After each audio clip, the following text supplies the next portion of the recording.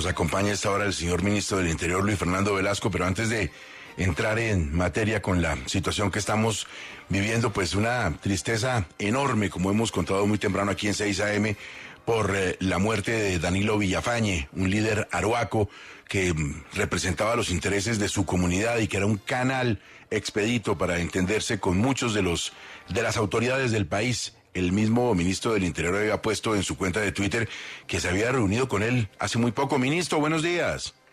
Buenos días, Gustavo. Una feliz Navidad para usted, la mesa de trabajo y los millones de oyentes que tiene Caracol. ¿Cuándo se reunieron por última vez, ministro?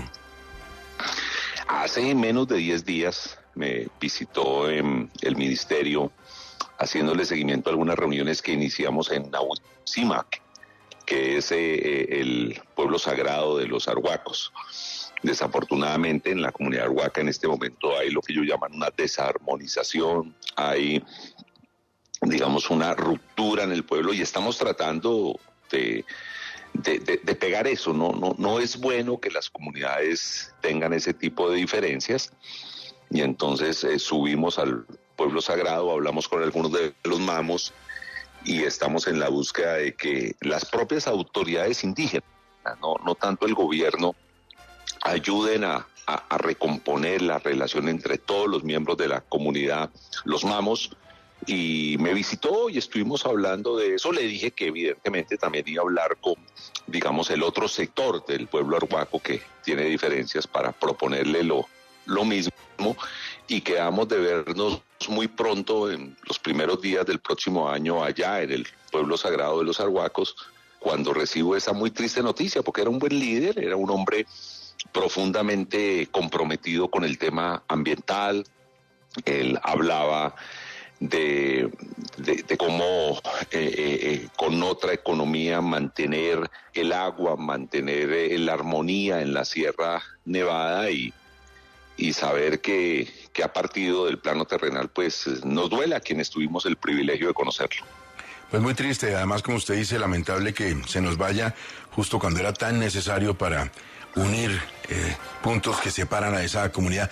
Ministro, pasemos al caso del departamento del Cauca, que nos tiene preocupados. En una semana, alrededor de 16 homicidios, entre ellos el del alcalde de Guachené. ¿Qué pasa hoy en el Cauca, ministro? Gustavo, si usted me permite, déjeme darle un contexto de mi visión. Probablemente, pues, es mi visión, no quiero hegemonizar ni decir es que esto es lo que pasa y nadie más tiene razón. Pero yo soy caucano, niño, veraneé en la zona rural del departamento del Cauca, en zonas que hoy son muy complejas como Patía, como algunas zonas del macizo colombiano, donde familiares tenían algún pedazo de tierra sin problema, y comencé a ver un cambio en la economía de mi departamento, un departamento lechero, un departamento productor de trigo, productor de maíz, en algunas zonas incluso algo de algodón. O sea, un departamento rural comenzó a cambiar su economía porque algunos economistas consideraron que era mucho mejor que Colombia se dedicara a traer comida de donde salía más barato, o sea, lo que le sobraba a los países que subsidian su comida, lo que le sobraba a Estados Unidos, lo que le sobraba a Canadá, Argentina, bueno, una serie de países, y que pues fuimos abandonando la producción nacional. Esa gente migró en un buen porcentaje, especialmente nuestros campesinos, hacia cultivos ilícitos. Y esos cultivos ilícitos tienen una lógica distinta a los cultivos lícitos, porque los cultivos ilícitos sí tienen quien los compre, sí tienen quien los financie, pero para mantener el monopolio de esos cultivos se usa la violencia, y la violencia a unos extremos pues que estamos viendo. Y entonces el departamento en el que yo pude pasar buena parte de mi niñez, en la zona rural, se volvió un departamento muy complejo en esas zonas, mucha violencia, secuestros, y la guerra por controlar el negocio de la marihuana, el negocio de la coca, que no es realmente la marihuana y la coca, sino lo que se desarrolla a partir de. de la cocaína, entonces hay que tomarse Argelia para que tengamos una salida por el río Micay hacia el Patía, hay que tomarse el norte del Cauca porque ahí en Corinto y en zonas vecinas se produce muy buena marihuana, y se generó todo este conflicto, y ese conflicto en el fondo, el uso impresionante de la violencia por mantener por grupos ilegales ese negocio, nos tiene en esta guerra.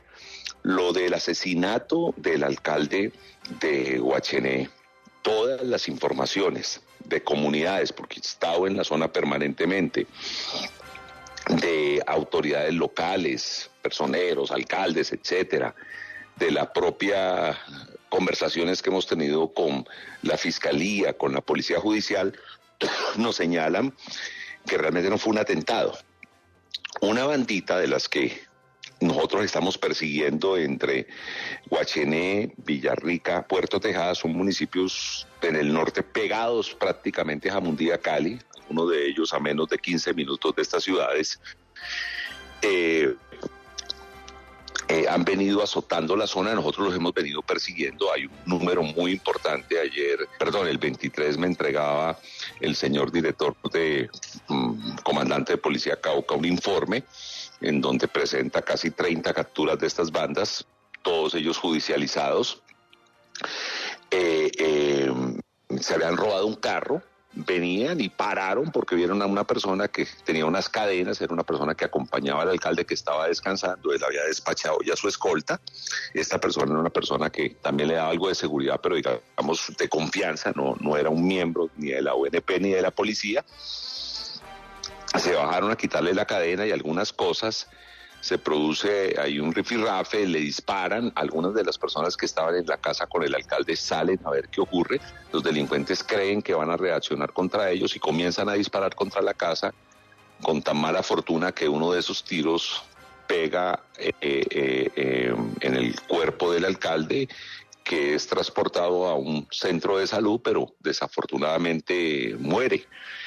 Ya prácticamente el mismo día, el día que yo llegué al Consejo de Seguridad, que fue al otro día en el norte del Cauca, ya casi que sabíamos todo. Hablé con comunidades, hablé con toda la gente, con autoridades, bastante identificados los autores, estaban identificados, que ya fueron capturados. El autor material ya fue capturado, el presunto autor material lo tienen judicializado. Y también iba a hablar en el tema de la masacre, que es una historia muy dolorosa, entre otras cosas, porque de alguna manera se fue desarrollando en un mes casi que crónica de lo que iba a pasar. Un bazar de la comunidad en el resguardo de Canoas, organizado para mejorar la escuela. El profesor, pues uno de los líderes, están en el bazar, llega un miliciano de la CMC, le quitan el arma, porque la comunidad pues, no permite que esos lugares entre gente armada. Vuelve a los pocos días con un grupo de sus aliados enfusilado a recuperar el arma, y la Guardia Indígena lo encara, lo enfrenta. Es bueno que el país tenga claro que esta Guardia Indígena anda desarmada, anda simplemente con la autoridad moral y con sus garrotes, y le quitan el fusil. Luego hay algún tipo de conversación con los comandantes de esa organización, señala a la comunidad pues su molestia frente a este tipo de acciones contra la propia comunidad.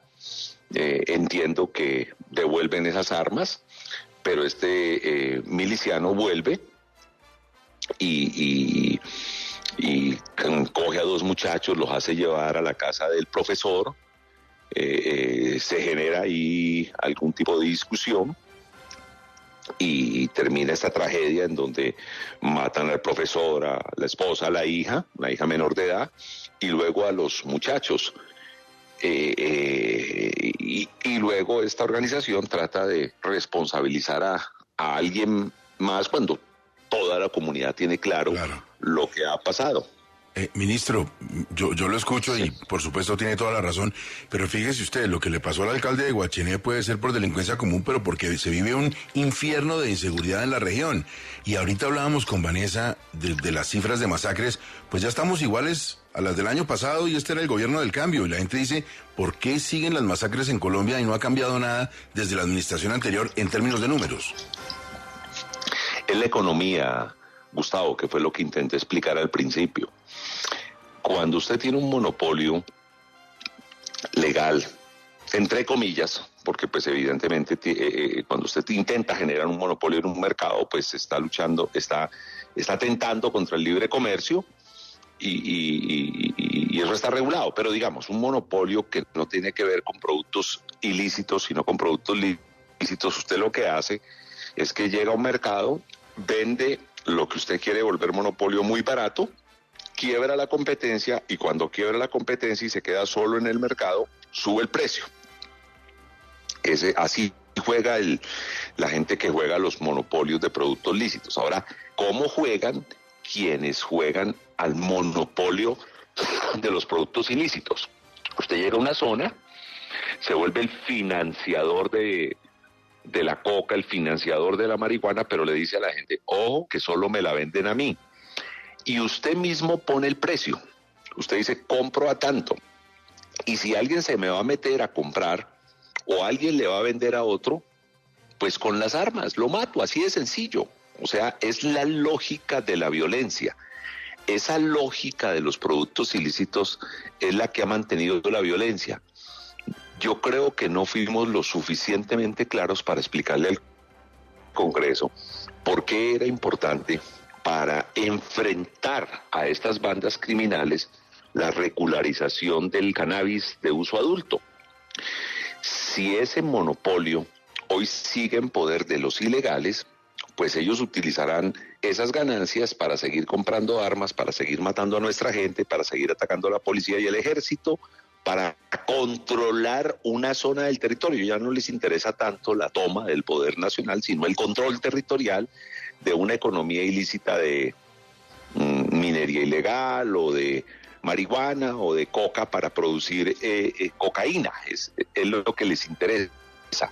Si nosotros le hubiéramos podido quitar ese monopolio y cogerlo el Estado, como ocurre en 21 estados de Estados Unidos, en buena parte de los países europeos, en México, en Uruguay, bueno, en muchos países ya del mundo, esa plata la hubiésemos podido usar para salud, para campañas de prevención de la drogadicción. No es que a nosotros nos guste que la gente esté fumando marihuana, ni mucho menos que a los niños les den marihuana, entre otras cosas, porque en los países que está legalizado el uso adulto de esta planta, se prohíbe que se le venda a los niños y que la consuman los niños, y por ello hay unos sitios en muchos estados especiales de consumo y especiales de venta donde es absolutamente prohibido entrar niños. Eso está controlado con cámaras, tienen licencias y quien le venda a un menor de edad pierde la licencia, que vale una cantidad de dinero considerable, y pierde pues la posibilidad de estar en el negocio. Esa era nuestra lucha. Es que nuestra lucha es con temas de seguridad, pero también con esta lógica, la lógica de quitarle ese monopolio a estos ilegales, monopolio que evita mejores campañas de prevención entre los consumidores y que exacerba la violencia entre los productores y los que controlan el negocio. Nosotros estamos reaccionando y mire cómo es la reacción. Ya tenemos capturado al autor material del asesinato del alcalde de Guachiné. Se ha producido un secuestro de la hermana de la alcaldesa de Corinto, que es en la misma zona, municipios vecinos a Guachiné, a Santander de Quilichao, Caloto, muy cercanos.